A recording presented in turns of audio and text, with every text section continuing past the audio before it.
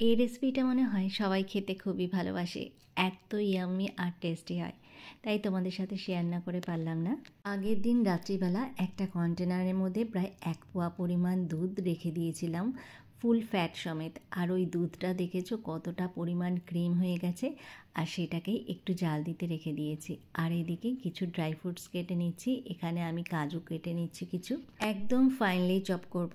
তারপর দেখো দুধটা যেরকম জাল দিচ্ছি আর যে ক্রিমটা উঠে এসছে সেটা অনেকটাই মিলিয়ে গেছে আর একটু ঘন হয়ে এসছে। এইবার আমি কিছু খোয়া ক্ষীর বানিয়ে রেখেছিলাম আগে, সেই ক্ষীরটা আমি এর মধ্যে দিয়ে দিচ্ছি। তোমরা খোয়া ক্ষীর কিনে আনতে পারো বা অনেকগুলো দুধ বেশ কিছুক্ষণ সময় ধরে জাল দিয়ে একদম শুকনো করে নিতে হবে আর ওর মধ্যে কিছুটা চিনি দিতে হবে, তাহলেই খোয়া ক্ষীর তৈরি হয়ে যাবে। ক্ষীরের মধ্যে একবারে চিনি দিয়ে দেবো না। প্রথমে দেখো আমি এখানে 4 চামচ পরিমাণ চিনি দিচ্ছি। তারপর 10 টাকা দামের যে গুঁড়ো দুধ পাওয়া যায় সেই একটা গোটা প্যাকেট এর মধ্যে দিয়ে দিলাম। আর মার্কেট থেকে একটা কালাকাঁদ নিয়ে এসেছিলাম কিনে, সেটা দিয়ে দিচ্ছি ভেঙে।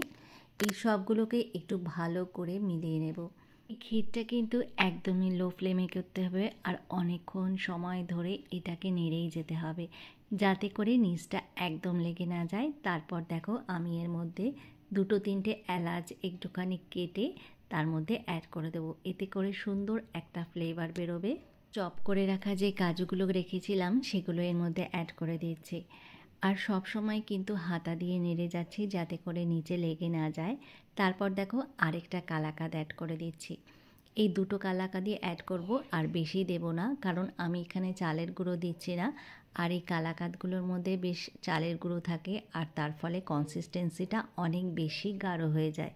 এর কিন্তু মিষ্টি না হলে একদমই ভালো লাগে না, তাই জন্য আরও একটু বেশ খানিকটা পরিমাণ চিনি অ্যাড করে দিয়েছি। তারপর আরও ফ্লেভারটাকে বাড়ানোর জন্য আমি এখানে গুড় দিয়ে দেবো প্রায় 2 হাতা পরিমাণ, দিয়ে এটাকে আবারও ভালো করে মিক্স করে নেব। এবার ভালো করে নাড়িয়ে এটাকে একদম মিশিয়ে নিতে হবে। তারপর দেখো কতটা গাঢ় হয়ে এসছে, অনেকটাই গাঢ় হয়ে এসছে। এইবার এটাকে আমি ঠান্ডা করার জন্য রেখে দেবো ফ্লেমটাকে বন্ধ করে। তারপর দেখবে ঠান্ডা হলে পরে এটা একদমই জমে গেছে। দেখতেই পাচ্ছ ক্ষীরটা কিন্তু একদম জমে গাঢ় হয়ে গেছে। একটা বোলের মধ্যে 1 বাটি পরিমাণ চালের গুঁড়ো আর ময়দা মিশিয়ে নিয়েছি। আর এর মধ্যে অ্যাড করব অল্প একটু নুন। তারপর দেখো গুড় দিয়ে দিচ্ছি প্রায় 6 চামচ পরিমাণ। এবার এর মধ্যে কিন্তু আমি জল অ্যাড করতে হবে আর জলটা কিন্তু আমাকে যতটা গাঢ় রাখবো সেই হিসাবে দিতে হবে। তোমরা কনসিস্টেন্সিটা দেখলেই বুঝতে পারবে। দেখতে পাচ্ছ আমি প্রথমে অল্প একটু জল দিয়ে ভালো করে মিশিয়ে নেব। তারপর অল্প অল্প করে দিয়ে এটাকে মিক্স করে নেব, একবারে দেব না, এতে করে একদমই পাতলা হয়ে যাবে। তোমরা চাইলে এটাকে হাত দিয়েও মিক্স করতে পারো, এতে করে মিশ্রণটা বেশ ভালো হয়।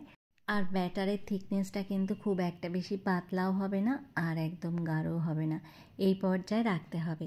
তারপর দেখো একটা ফ্রাইং প্যান নিয়ে নিয়েছি, এর মধ্যে সামান্য একটুখানি ঘি অ্যাড করেছি আর 1 হাতা দিয়ে এটাকে ভালো করে হাতা দিয়ে নাড়িয়ে যেতে হবে।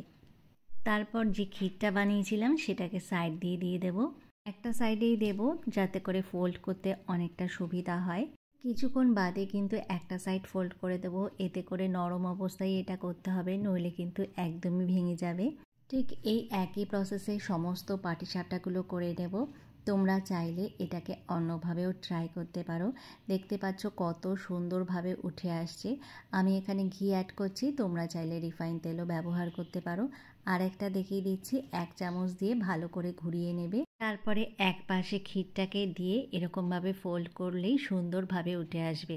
যারা পারো না তারা এইভাবে ট্রাই করলে খুব সুন্দরভাবে পাটিসাপটাগুলো প্রত্যেকটা উঠে আসবে, দেখতেই পাচ্ছ। আর এইভাবেই তোমরা খুবই সহজে আর একদম সহজ পদ্ধতিতে পাটিসাপটা তুলে ফেলতে পারবে, একদমই নিচে লেগে যাবে না। আর যারা পাটিসাপটা খায় না তাদের জন্য আর একটা রেসিপি দেখাচ্ছি। এটা বিশেষ করে আমার ছেলের জন্য বানিয়েছিলাম। আমি এখানে ফ্রাইং প্যানে কিছু বাটার দিয়ে দিয়েছি, তারপর 2টো ব্রেড দিয়ে দেবো। এই ব্রেডের ওপরে কিন্তু ক্ষীরটাকে দিয়ে দিচ্ছি। তোমরা এইভাবে কিন্তু বাচ্চাদেরকে টিফিনে দিতে পারো, ওরা সত্যি বলছি খুবই ভালোবাসবে। তোমরা চাইলে এর মধ্যে কিছু ফ্রুটস মানে ব্যানানা দিতে পারো। একটা সাইড হয়ে গেলে তারপরে আমি আর একটা ব্রেড এর ওপরে চাপিয়ে দেব আর এই ব্রেডটাকে আরেকটা সাইড উল্টে দেবো। এতে করে বোথ সাইড ভালোভাবে এটাকে একটু লাল লাল করে সেঁকে নিতে হবে, যাতে করে একটু ক্রিস্পি হয়। এতে করে বাচ্চারা কিন্তু খেতে খুবই ভালোবাসবে। আর এটাকে আরটু টুইস্ট দেওয়ার জন্য এটাকে কি করতে হবে বলো তো, এর ওপর দিয়ে একটুখানি সুগার সিরাপ দিয়ে দেবো। দেখতেও বেশ ভাল লাগে আর খেতে তো বেশ মজাদার হয়। বাচ্চাদেরকে তোমরা এইভাবে টিফিনে ট্রাই করতে পারো, সত্যি বলছি খেতে দারুণ লাগে। আজকের রেসিপিগুলো তোমাদের কীরকম হয়েছে অবশ্যই জানিও। আবারও নতুন নতুন রেসিপি নিয়ে তোমাদের সামনে হাজির হয়ে যাব। আজকের মতো এখানেই বিদায় জানাচ্ছি। টাটা, bye bye and take care.